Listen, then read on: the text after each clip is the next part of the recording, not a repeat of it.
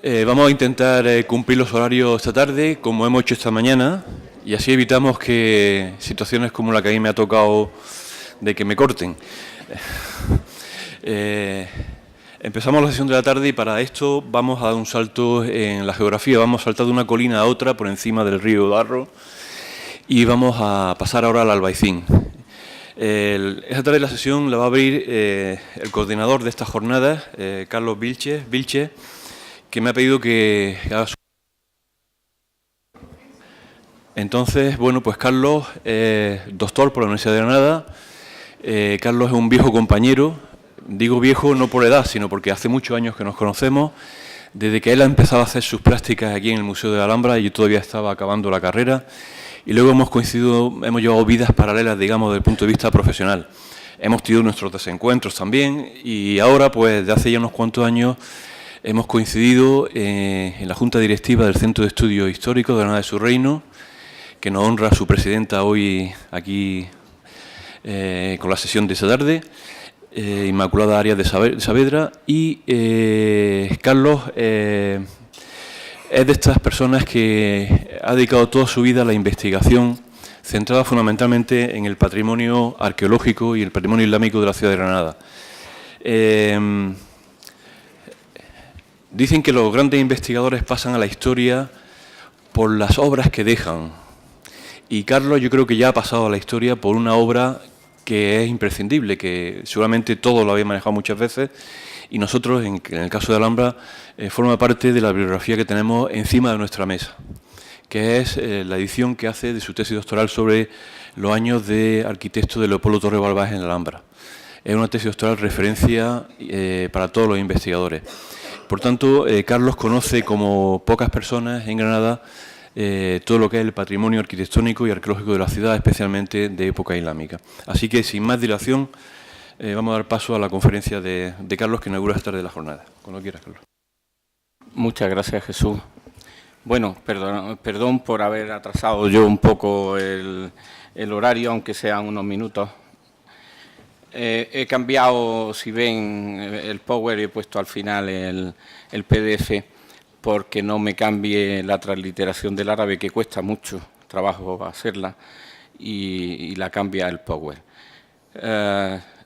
Como ha comentado Jesús, que le agradezco su presentación, por supuesto cariñosa como amigos que somos, el de la Bab al-Asad y el de la Alcazaba Kadima, y la puerta de San Lorenzo del Rabat al-Bayasín. Es decir, que esta mañana hemos estado en Madinat al-Hamra y ahora esta tarde vamos a centrarnos en Madinat Garnata. Un repaso mínimo porque ya lo he corregido en parte, porque el otro día en las jornadas que tuvimos de Tawaif sobre los siríes, las denominaciones que se le dan los autores árabes de Granada y la Alhambra, pero en fin, no tiene más trascendencia. Lo importante sería tener claro que en la época sirí es Hins Garnata y, Kasabat Garnata, y que en época sirí la Alhambra era Hins al-Hamra. Y en la época nazarí, si ven, va cambiando mucho. Alcazaba al-Hamra, Madinat al-Hamra y la Alcazaba Kadima, como ha comentado muy bien esta mañana el profesor Malpica, es un sentido directo. Es decir, la Alcazaba antigua es aquella que se contrapone a la nueva Alcazaba creada por los nazaríes, aunque había un castillo aquí desde el siglo IX documentado en textos, aunque arqueológicamente solo tenemos restos desde el siglo XI.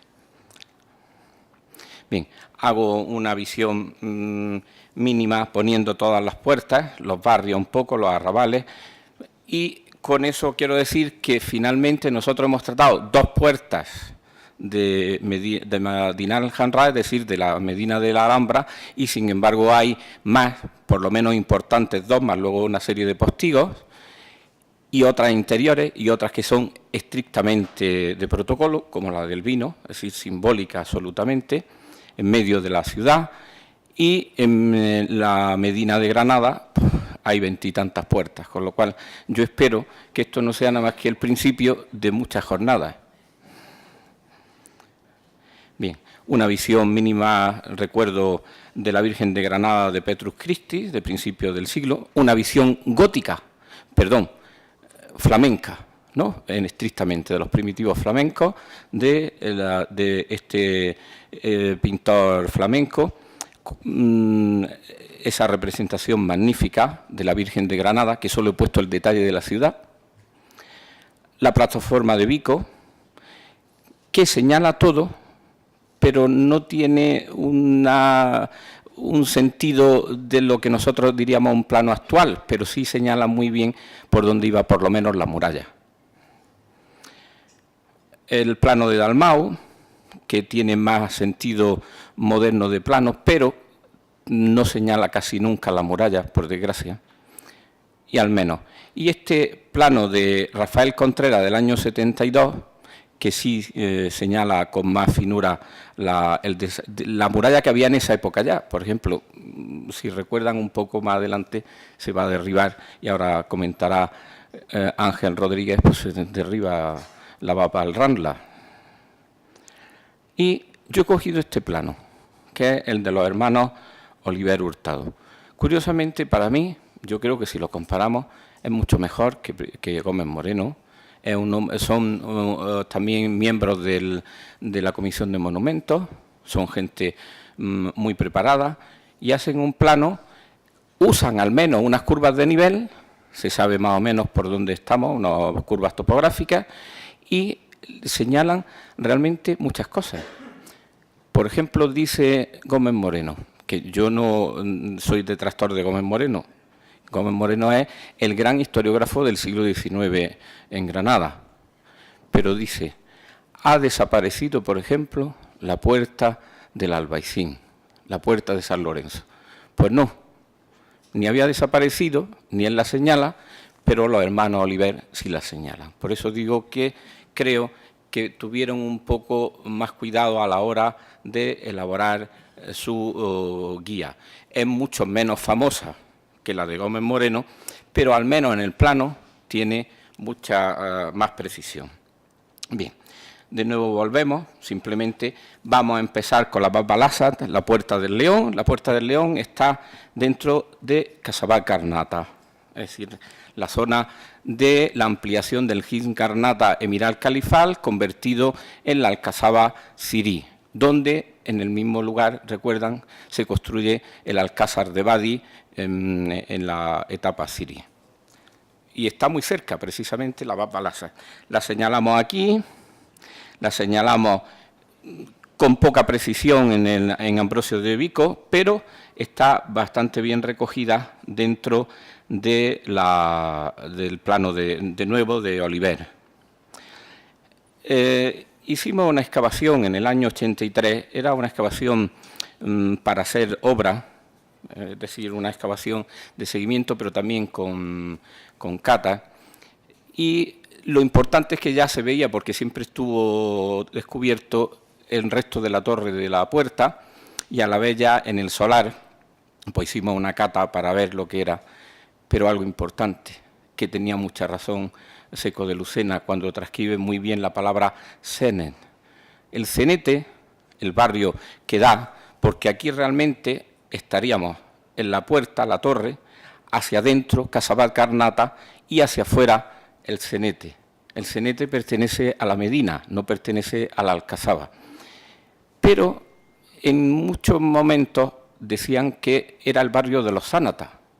Pero si estudiamos bien el mundo bereber, vemos que desde que vienen desde el norte de África, los dos, es decir, la tribu Sinjaya, los siríes, más los zánatas, eran enemigos íntimos. Y no se llevaban ni en el norte de África ni en la Granada. Y, por supuesto, los siríes nunca permitieron que los zánatas tuvieran un mínimo poder en Granada. Con lo cual, si vemos directamente, tal como lo estudia don Luis Seco de Lucena, Cenet, la ladera. Por eso ahí hay una ladera con una pendiente terrible, y lo comprobamos en la excavación perfectamente. Aquí tenemos el alzado después de la excavación.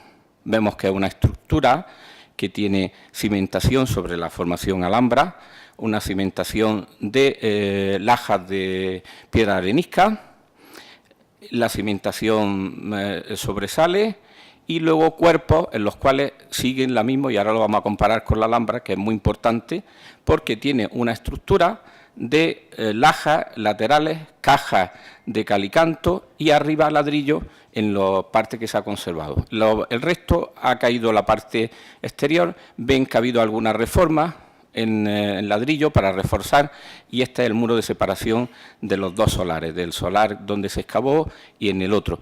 Lo curioso es que excavamos este solar, pero a nadie se le ocurrió decirle nunca a los vecinos que también se podría liberar la esquina de la torre.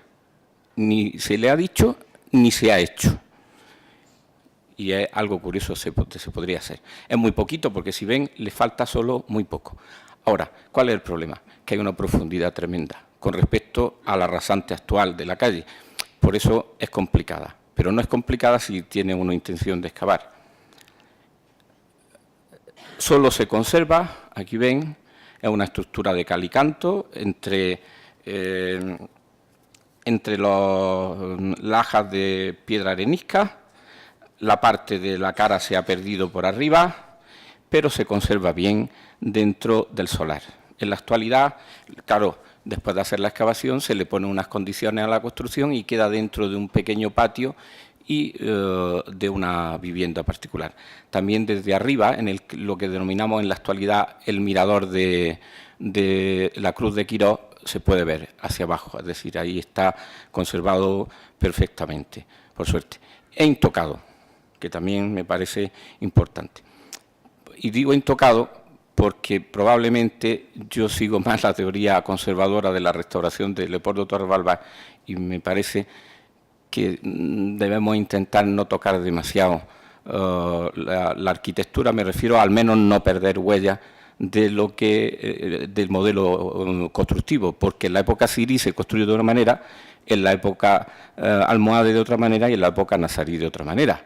Es decir, lo que comentó antes el profesor Malpica, si no sabemos que las cajas de ladrillo rodean a la mampostería y es de la etapa nazarí, si nosotros enfocamos o modificamos esa estructura, pues vamos perdiendo datos. En este caso es diferente. La etapa sirí tiene otro tipo de construcción. Aquí vemos la excavación que se hizo. Fue muy simple, es decir, una gran zanja, una gran cata abarcando toda la torre para llegar al nivel de cimentación que estaba tapado. Y vemos, aquí en este caso, quiero compararlo porque también lo hicimos en la conferencia que dimos en la jornada de Tawaif, de los taifas. En la Alhambra, este tipo de construcción que está hecho laja, ladrillo y luego calicanto en la caja central, se ha perdido en gran medida porque la restauración ha sido muy pasada para mi manera de ver. Es decir, se ha puesto demasiado nuevo. Y entonces se pierden datos porque, claro, aquí en la Alcazaba, en la parte de las torres siríes, también hay reformas de época nazarí y también reformas de época cristiana. No podemos unificar. Si unificamos, perdemos datos. Con lo cual, para que vean que tienen la misma estructura constructiva, solo que en esta torre, como no ha intervenido nadie, pues está como está, y en las torres de aquí, de la Alcazaba de la Alhambra, pues yo creo que se ha hecho una restauración muy poco conservadora. Bueno, solo antes de pasar, quiero decir que la Baba Lasas tiene un problema, que no existen más restos. Probablemente en la parte que sostiene el mirador de la Cruz de Quirós es donde esté el resto de la otra torre, claro, hacia el interior, hacia la calle que va hacia la placeta de San Miguel, y eso no hay manera de localizarlo nada más que en el momento que haya una obra municipal, porque el arqueólogo municipal interviniera, viera los restos posibles que hubiera para saber también cuál es el sentido de la rampa. Es decir, la rampa va desde el sur al norte o el norte al sur. Eso, mientras que no tengamos los restos de las dos torres, no lo vamos a saber. No significa que vamos a quitar el paso, porque saben que además no hay ni entrada ni salida a San Miguel si no es por ahí. Con lo cual, lo único que habría que hacer es documentar, y una vez que se documenta, pues se vuelve a tapar, como se hace en la mayoría de las excavaciones, pero sería necesario un poco para guiar. Por detrás tenemos la Casa de la Lona, y saben que dentro de la Casa de la Lona, por suerte, se han encontrado ya en varias excavaciones restos del Alcázar de Badis, al menos los muros de cierre, el aljibe que quedaba en su época, no me refiero al aljibe grande, sino a un aljibe dentro de esa zona, y poco a poco yo creo que se va a ir documentando toda esa estructura. Quedan también en un solar que está más pegado a la Puerta Monaita también restos de la muralla, de las dos, me refiero de la muralla sirí, de la Alcasabat Garnata, es decir, de la Alcazaba, y también más remetido el resto también de la muralla del Alcázar de Badis. Por suerte todo se va documentando poco a poco. Entonces pasamos de la Alcazaba sirí, vamos a pasar a la última muralla que construyen, saben, en la época de Yusuf I, el de Hajib Ridwan, es decir, su general y primer ministro. Es decir, el Hajib es más que un visir en la estructura administrativa y de poder del poder nazarí, y se hace en este tipo de murallas con una previsión extraordinaria. No se ha superado el nivel de la muralla nazarí de la primera mitad del siglo XIV, a mediados, hasta que se construye en los años 40 Aza Grande. Es decir, que la previsión de cierre de este arrabal, del arrabal del Albaicín, que se hace en la época de Yusuf I, es tremenda, puesto que no hubo superación de ese nivel, ni ocupación ni habitación en ese momento, con lo cual es extraordinario. Me refiero, piensan que necesitan una muralla que culmina, si recuerdan, en el Cerro de San Miguel, donde probablemente habría un gran castillo. Es decir, la idea no es solo una gran torre, sino un castillo donde haya guarnición y donde haya, como sabemos por las fuentes documentales, por suerte, que hay guarnición y que hay alcaide. Puerta Elvira es una estructura en la cual hay un alcaide con su guarnición, Viva Taubín igual, y en la Torre del Aceituno, que denominamos así, esa gran castillete que habría en lo alto de la colina, luego sustituido, por desgracia, para abrir el hueco para hacer la ermita de San Miguel Alto. Allí era otro gran hins donde habría alcaide con guarnición. Bien, volvemos a Oliver Hurtado, porque además es el único que lo señala. Como había dicho Gómez Moreno, no existe, la puerta ha desaparecido. Yo quiero confesar que en un principio yo también pensé que había desaparecido, hace años antes de la excavación. Hubo una persona muy interesada por el Albaicín, Cesario Jiménez Blanco, que viendo un hueco en la muralla, desde dentro del Colegio del Ave María, que saben que tiene una imprenta magnífica, vio que había un hueco y se coló, y descubre que es la puerta. Todos lo habíamos desechado, yo incluso. Sin embargo, él se atreve a meterse porque lo que hacían en ese espacio secado totalmente era quemar todos los restos de la imprenta, tanto de tinta como de papel, etcétera, etcétera. Hay que tener valor para colarse en ese agujero, pero en fin, él se coló, dio parte y luego ya se intervino. Con relación al plan general que se iba a hacer, que luego se ha hecho en los últimos años, en los años 2000, del Paseo de la Muralla en aquella estructura, en aquella zona, pues el arquitecto Marcelino Martín hizo un proyecto primero, hicimos unas excavaciones puntuales en algunas zonas y otras, en la puerta en concreto sí hicimos la excavación completa, total, y se descubrió, por suerte, es decir, que aquella desaparecida puerta de San Lorenzo no estaba desaparecida. Algo importante, yo también en algún momento lo pongo, incluso habrá un plano que lo ponga. No existe el nombre en los textos que sea Bab al-Bayazín. Entonces, lo hemos usado, pero si no lo tenemos documentalmente no debemos usarlo. Sabemos que se llama Puerta de San Lorenzo porque al lado lo reutilizaron para una pequeña iglesia de San Lorenzo y de ahí viene la denominación. Entonces, como no se han encontrado en textos árabes ni incluso en documentos cristianos, me refiero cercanos a la conquista, el nombre de Bab al-Bayazid, pues no lo vamos a utilizar porque es inventarse. Yo creo que tenemos que ser más fieles a la documentación. Bien, este era el proyecto sobre el que yo hice una serie de catas. Luego el equipo empezamos a hacer catas donde luego se ha hecho una excavación magnífica del equipo de Antonio Malpica, en el cual se ha documentado toda la muralla, por dentro, por fuera, el gran albercón de la Alversana, etcétera, etcétera, todo. Yo hice unas catas para comprobar una cosa que era casi evidente, que curiosamente al exterior de la ciudad había un relleno de más de 2 metros y que en el interior habían dejado la cimentación al aire, con lo cual era hasta peligroso. Por eso había que hacer el gran proyecto, primero porque ya se había urbanizado allí y segundo porque el empuje desde un lado a otro era muy grande. Yo creo que después en el proyecto se ha rellenado en el interior de la ciudad hasta tapar la cimentación y en el exterior saben que se ha hecho un despeje hasta un nivel lógico siguiendo la orografía del terreno, ¿no? Bien, pues ven que empezamos en la carretera de Murcia, al lado de Fajalauza, y acabamos en la famosa curva del Tambor. Bien, lo importante es la puerta, porque nosotros lo que demás fue un poco de documentación. Y esa documentación se ha visto superada por las excavaciones posteriores infinitamente, o sea, magnífica. Se ha descubierto también cómo debía ser el convento de San Diego, que debe estar, porque en la arqueología y yo creo que en la ciencia no sobra nada, ¿no? Yo recuerdo en los proyectos de Torres Balbás, cuando él restituye cosas, pero sobra algo. Es decir, en el Mesuar sobraba los restos que había de la capilla cristiana, pues no.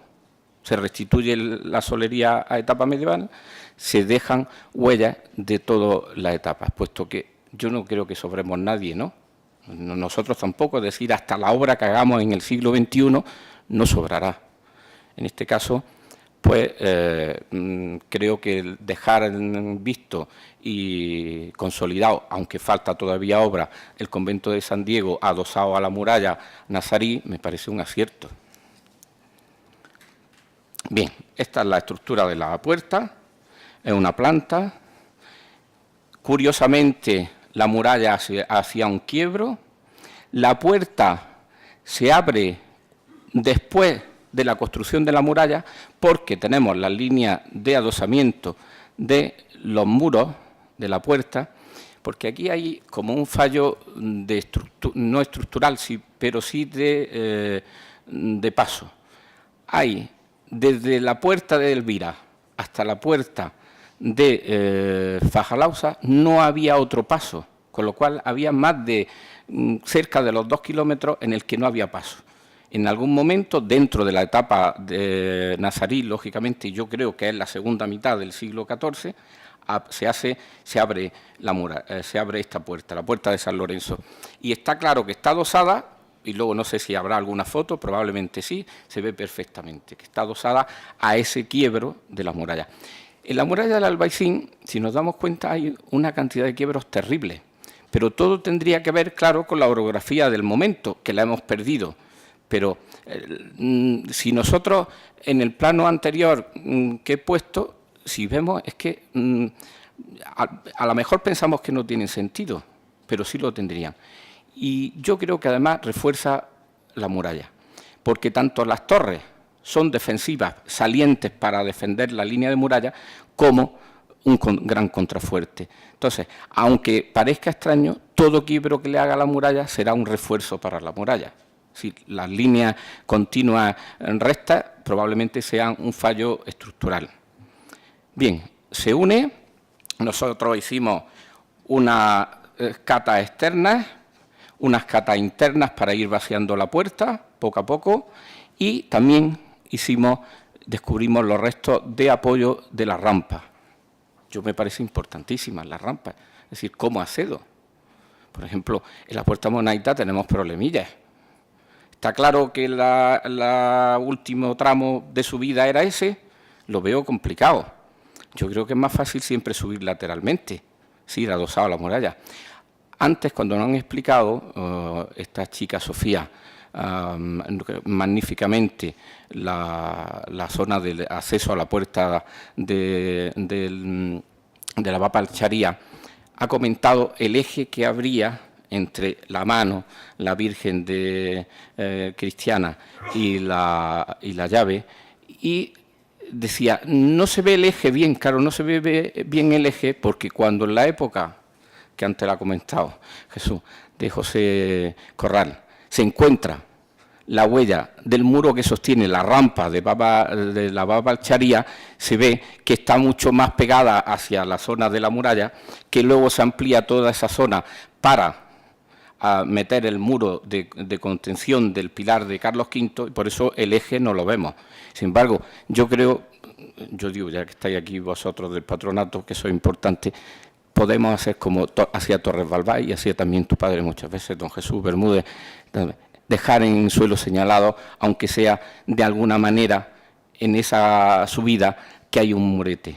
Y ese muro a la mayoría de la gente le pasará inadvertido, pero mucha gente se preguntará qué, y al preguntar sabrá que es el muro de contención de la rampa de acceso en la época nazarí.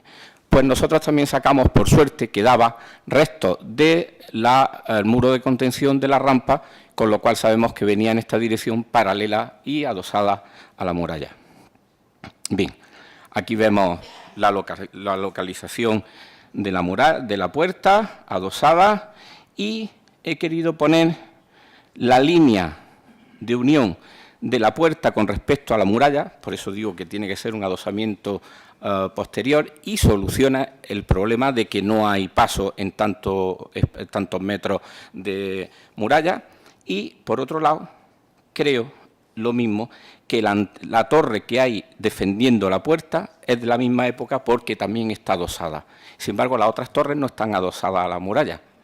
Las otras torres parece que son obra coetánea a la muralla. Sin embargo, esta, que yo denominé torre guardiana, porque defiende la entrada a la nueva puerta, yo creo que serán de la misma época de la etapa nazarí, segunda mitad del siglo XIV.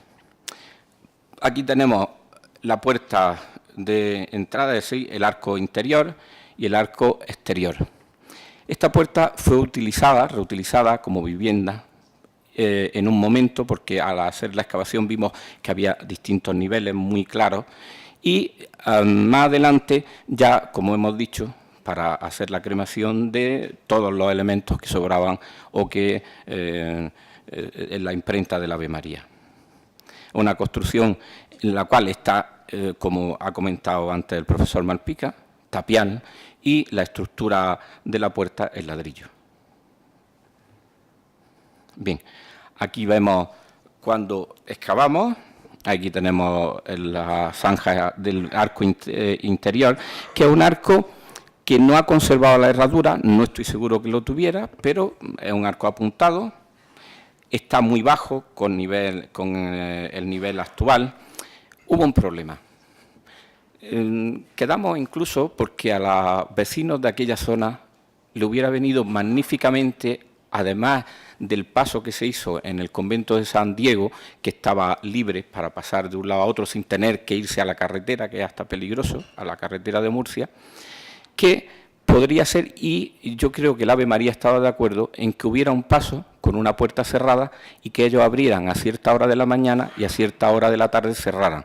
Hubiera sido un beneficio para todos, es decir, un paso directo sin tener que dar la vuelta de la curva del Tambor o arriba a la carretera de Murcia por Fajalausa. Pero como todo, como no se cumplía, como la obra se iba retrasando, la zanja estaba al lado y está justo al lado de la Escuela de Magisterio del Ave María, peligroso, con una profundidad buena, es decir, hay unos 4 metros desde la rasante actual, pues se tapó. Yo creo que ellos optaron, ya que el ayuntamiento no actuaba, se quedó. Un tiempo quedó aquello abandonado. Yo iba y pensaba, qué pena, ¿para qué habré excavado? Porque aquello que se ha conservado en los siglos lo estamos deteriorando en unos pocos años. Aquello era, pues imagínense, jeringuillas, etcétera, etcétera, un cagadero, hablando claro y en plata. Por suerte, más en el proyecto último que hubo, Javier Gallego, bueno, aquí está la puerta, se habían abierto distintos huecos al nivel, aquí se ve perfectamente la rasante de la reutilización de la puerta como vivienda, se ve muy bien, por suerte, porque la parte baja ha quedado muy bien conservada y la parte alta no. Este es el arco hacia el interior de la ciudad. Tal como quedaba, había algunos restos de tapial que se quedaron allí, nos los retiramos y se encontró una cazoleta, incluso dentro de esta quicialera, restos de la cazoleta de hierro. Todo se depositó, lógicamente, en la Delegación de Cultura, pero muy poco. Gracias. Voy muy rápido porque yo seré el primero que tengo que cumplir. Aquí tenemos la puerta al exterior, la rampa de acceso, cómo quedó en la excavación, cómo está en la actualidad, estas fotos las he hecho hace muy poco, con ese arco que ya veremos que Javier Gallego tapó con una puerta. Yo le dije, yo solo te pido una cosa, hagamos menos proyectos y hagamos más ejecuciones. ¿Cuántos proyectos se han hecho de este paseo? Pues yo creo que por lo menos 3.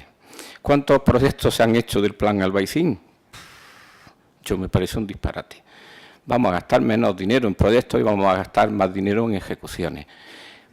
Hizo el esfuerzo y el favor, vamos, yo se lo pedí como favor personal, pero no es para mí, es para la ciudad, de cerrar con una reja para proteger los restos de la puerta y ya veremos que utiliza el diseño, una reja metálica con una estructura de cómo yo hice el diseño de la puerta.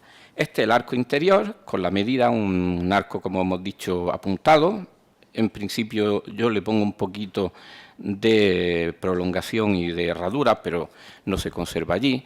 Y sin embargo, en el arco exterior, es decir, en la puerta hacia afuera de la ciudad, queda en su sitio lo que es el arco de descarga. El arco de la bóveda está también, por suerte, me refiero a la bóveda está íntegra, el arco de descarga, y ha desaparecido el arco decorativo. Pero en las fotografías, no sé si los veremos bien, alguna más cercana, no, ahora yo creo, ahí se ve perfectamente dónde está el arranque de la imposta, con lo cual lo tenemos delimitado. Yo hice un cálculo aproximadamente con respecto a las puertas de la Alhambra, en esa época en concreto, a la Babalcharía, y pensé, pues voy a hacer este desarrollo teórico. De todas formas, como no lo se va a restituir, me refiero en obra, sino que se ha hecho solamente en una reja, pues queda el arco decorativo solucionado. Pero vamos, lo importante no era tanto eso como cerrar la puerta y que tuviera una protección real. Como he dicho antes, hacer un proyecto arqueológico sin que tenga inmediatamente un proyecto de consolidación arquitectónica no tiene sentido. Bien, aquí lo tengo. Se ve poco, pero si nos fijamos y si alguien tiene la curiosidad de darse un paseo, porque es un paseo bonito, pues lo verá, va a ver los restos de la rampa, tanto adosados a la muralla como restos que quedan in situ aquí, todavía se han conservado. Puede pasar que, como ocurre en Medina Elvira, que siempre ha denunciado Antonio, la gente se le ocurra hacer trial o meter un quad y destrozar todo, ¿no? Pero por ahora parece que hemos tenido suerte. Ahí quedan los restos desde el año que los excavamos, en el año 86, todavía quedan hasta los restos del soporte del muro de la rampa. Bien, pues este es el desarrollo. Si alguien va, verá que se ve más o menos por dónde está y cómo en un momento se inclina un poquillo el ladrillo y vemos que el ladrillo ya no está paralelo al suelo, sino que está un poco inclinado, que es el desarrollo del arco, es decir, que se ve algo. Muy bien. Y para terminar, que voy a ser puntual. En la parte que da a la curva del tambor, lo voy a exponer porque me parece que es necesario. Desde el quiebro que está tirado en la ladera, que la planimetría que he consultado, en su momento consulté, pero ahora también, porque me ha llamado la atención, Cuando se hace la carretera nueva, esta carretera, perdón, de Murcia, en los años finales de los años 30, es cuando, al eliminar soportes de la muralla, se cae el quiebro. Porque antes está, en algunas fotos se ve muy mal, pero se ve, y en toda la planimetría que hay hasta ese momento. Queda, estaba íntegra. Y ahora lo vamos a ver, hicimos 2 catas, localizamos un poco la muralla, pero sobre todo lo que hay, muchísimos fragmentos de murallas de tapial tirados allí. Y la preocupación es que acaban de hacer un carril bici que me parece perfecto, pero que los trozos y fragmentos de tapial que le han estorbado se los han llevado sin piar. Vamos, habrá habido no nocturnidad porque por la noche no se trabaja ahora, pero que algún fragmento que estaba más pegado a la carretera lo han eliminado. A mí me parece fatal, porque eso, si en un momento hay un buen proyecto, se limpia y se pone en valor toda aquella curva que además va a ganar el valor de la arqueología, de los restos arqueológicos. En este plano, como vemos, he hecho yo sobre plano, vemos los restos del quiebro que se cayeron, no es una torre, es un quiebro partido. Hay muchísimos restos visibles y otros que estarán tapados, pero visibles por lo menos, ven de la muralla, tal como se representa en los planos. Aquí hay una torre debajo justo de la carretera actual que yo creo que va a actuar como actuó en la Babalasa, es decir, que las torres van a servir de soporte de la parte superior, en el caso de la Babalasa del mirador de Quirós y en este caso de soporte de la torre de la curva del tambor, perdón. Si vemos, a continuación hasta la calle Barrichuelo hay otro quiebro y aquí se perdió, pero esto ya en los planos incluso más históricos vemos que se ha perdido. Es decir, probablemente en el siglo XVIII, como muy tarde, ya desde la calle Barrichuelo hasta la Puerta de Elvira, hasta la zona que se descubrió en las últimas excavaciones, toda la zona magnífica de corrales adosados a Puerta de Elvira, no hay tramo de muralla. Ahora, que estoy seguro que si hay obras y si hay excavaciones, pues siempre encontraremos la cimentación o encontraremos por lo menos la huella de que hubo allí muralla. Pero queda. Entonces, esta estructura sería interesante que se conserve. Es decir, poner en valor, si aquello es una laderita, ya se ha hecho el carril bici, pero no comerse más la ladera. Porque, entre otras cosas, el problema de la caída del quiebro está claro que fue porque se pegan mucho, la carretera se pega mucho a la base de la ladera de soporte de la muralla y cae.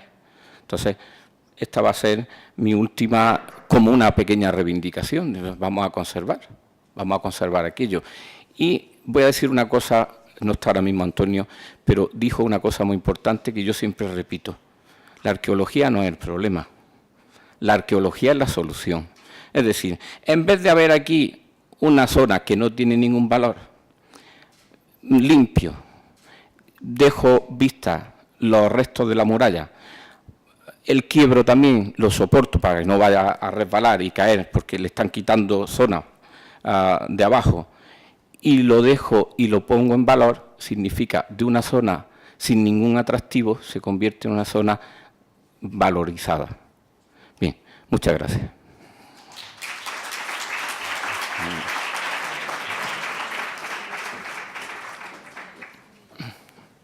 Bueno, habría un pequeño debate si hay alguna pregunta o no, y si no, pasamos inmediatamente a la conferencia de Ángel Rodríguez Aguilera.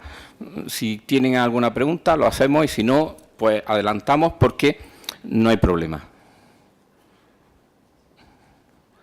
Venga, pues muchas gracias. Ángel Rodríguez Aguilera.